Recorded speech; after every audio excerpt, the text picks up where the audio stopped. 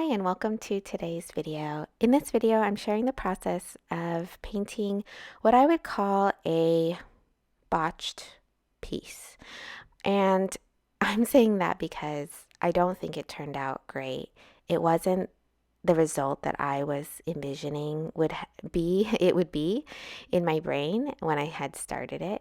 And so in my mind, it didn't meet the expectations that I wanted it to. So I don't think that this turned out well, is the way I'm going to say it. But I'm not saying this because I want sympathy or people to tell me that this is actually good. That's not the reason for me sharing this. The reason why I'm sharing it is because, first of all, if you watch this and you think that this is actually very good and I shouldn't be saying that it isn't my best work and that it isn't good, just remember that we're all at different points in our journey. And so for me, based on what I've done over the past few years and the things that I've been working on, in my book, this doesn't happen to be something that I love. And if you're just starting, then obviously you're going to have, and you should have, different expectations for yourself. But the thing that I want you to remember is that when I say things like, this isn't the best painting, it isn't great, I'm not saying it because I'm being so self-critical of myself that it's discouraging me from moving on. It's just me being realistic about how I feel about the results. And I'm also looking at it like, how can I improve? And that's the reason that I'm sharing this here with you to see.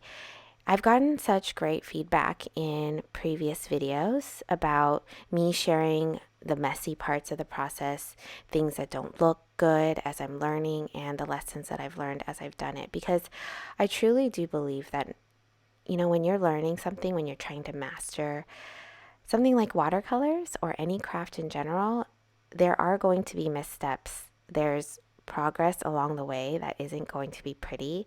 It's part of the learning process and it's totally fine. And so I feel like I'm pretty open to sharing it, and I'm okay with sharing things that didn't turn out well. And especially if you were to meet me in real life, you would know that I'm pretty much an open book, and I'll be the first one to admit any faults or mistakes or things that I don't think I'm great at, but it doesn't mean that I'm trying to necessarily put myself down. And so now that I've put that aside and that you understand where I'm coming from, I hope that you watch this video and listen to the things I say in a way that you understand that this is a way for us all to learn together. And so I'm hoping that you can learn from my mistakes and my progress and my practice and just what I'm doing. So I'm just going to talk you through what I did. It's not a tutorial. This isn't something you should follow, but because it didn't turn out successfully in my mind, but I think that you're going to be able to take away something from it, whether or not it's a technique that you want to try or something you might want to avoid the next time you paint because you saw how it turned out for me, or it just helps you feel like you're less alone in your journey towards getting better at this craft. Okay? So basically what I was doing here, or my thought process here, was that I was going to do a wet on wet technique, mask off the lighter areas, and then come back in and paint the flowers. And the lighter areas meaning the flowers, because there are parts of the flowers that have pieces of light shining through them, and also they're a little bit transparent, and so I'm trying to capture the transparency of it. And so this painting, this reference photo that I'm using, is part of the Paint With Me monthly challenge. So I picked this reference photo not only for myself, but for everybody else to paint. And I just want to say that so many people told me that this was difficult before I even tried painting it. They had started at the beginning of the month. I didn't paint this till the middle of the month. And at the beginning of the month, there were definitely people who were participating, and they told me that it was hard, that it was certainly a challenge. And I don't know why I didn't see that until I started doing this myself. But you know what? I did pick a very, very difficult image, and it may be the reason why there are less people submitting paintings this month. It may be because these people are similar to me and they don't particularly love painting flowers. I've shared this before in a previous video. Earlier this month, it's March 2020 and I am trying to paint flowers in March, just kind of practicing. And I admit that it's not one of my favorite subjects to paint, and so perhaps I have a little bit less patience for them than I would another subject. So that's a given, and I just thought I would share it here because I feel like that helps. It helps lend itself to maybe the results, or for you to see why the results might not be as good if you're painting something that doesn't quite inspire you the same way something else does. So I'm in a way forcing myself to paint something that I don't gravitate towards. Okay? And so if you're painting something, and this is just a message I wanted to share, is that if you're painting something because you see everybody else painting it and you think that you should also be doing that, and then you find that you don't really like doing it, then I think it's important to ask yourself, why are you forcing yourself to do something that you're not interested in? And to really think about what it is. What are the subjects that you enjoy painting deep down inside? And do those instead. And be okay with the fact that you don't love painting, the things that maybe you're seeing on Instagram or on YouTube. And so you might be asking why I decided to do this. And I decided just to challenge myself. It was sort of a challenge to myself to do flowers this month, all of March, and I just wanted to see. It's not that I hate painting flowers, I just don't prefer it.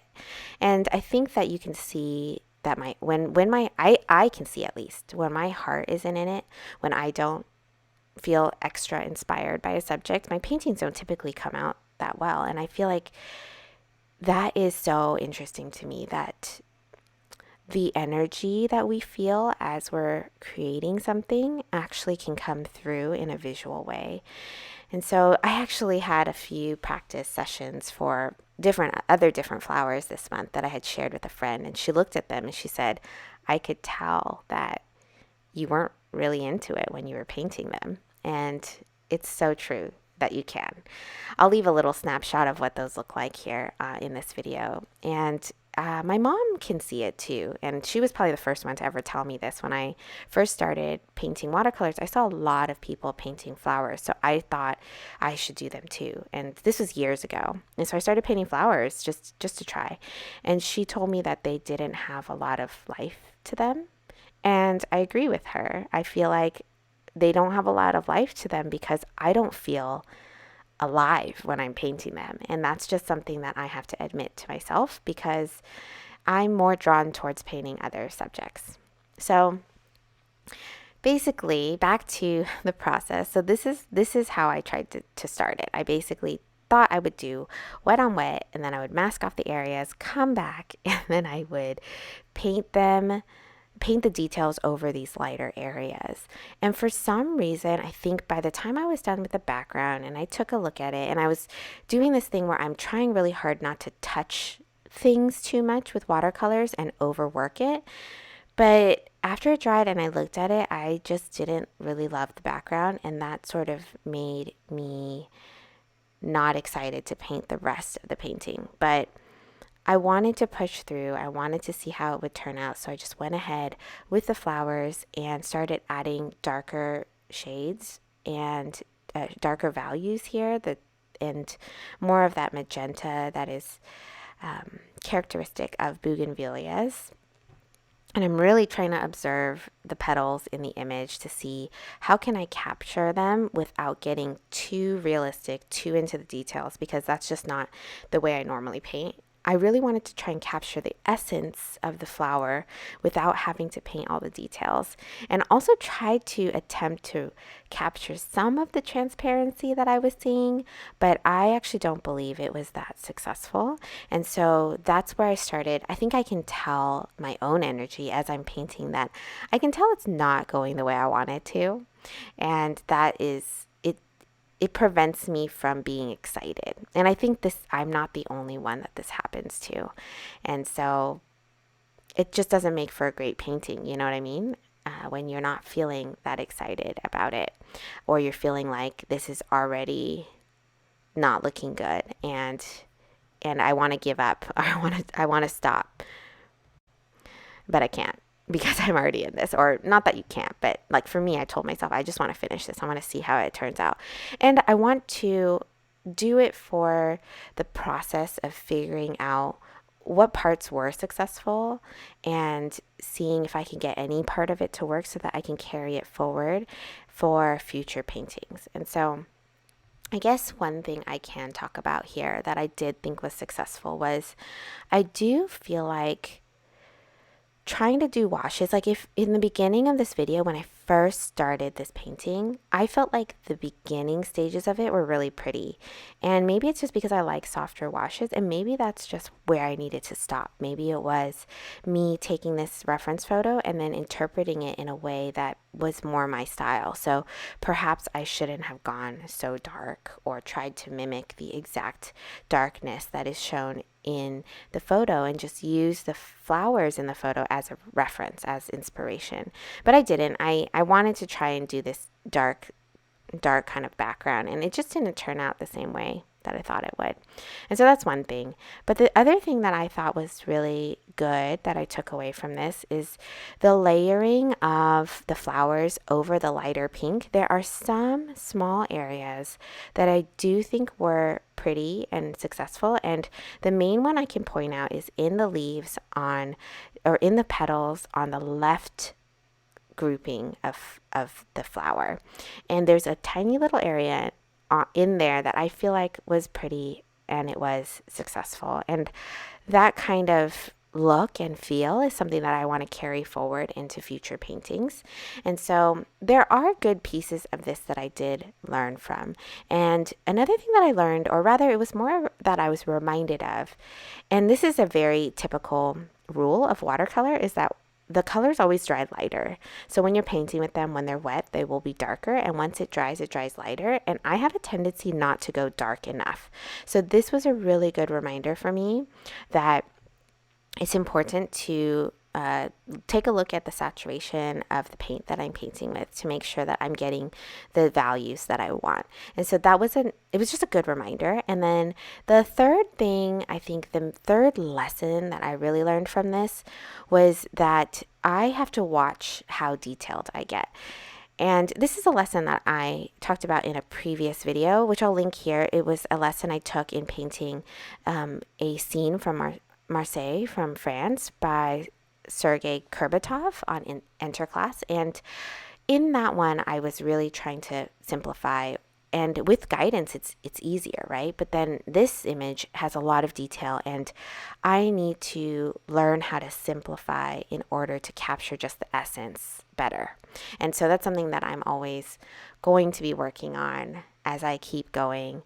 And I think that it's when I get too into the details that I end up in this middle space where I realize, oh no, I don't want to go there. I don't want to get too detailed. I don't want to paint the details, but I still want to capture the essence. And then it's gone too far. Once I get too detailed, I can't go back to being more simple and abstract. So that's something that I have to watch out for myself. So there were a few good reminders and lessons that I learned from doing this. So hopefully this helped you sort of look at my process and for me to explain some of the things that are going on in my mind as I'm painting this. So I hope again that this was a helpful video. I know it wasn't a tutorial, but I would love to know in the comments if you appreciate listening, and I guess I'll see you in the next one.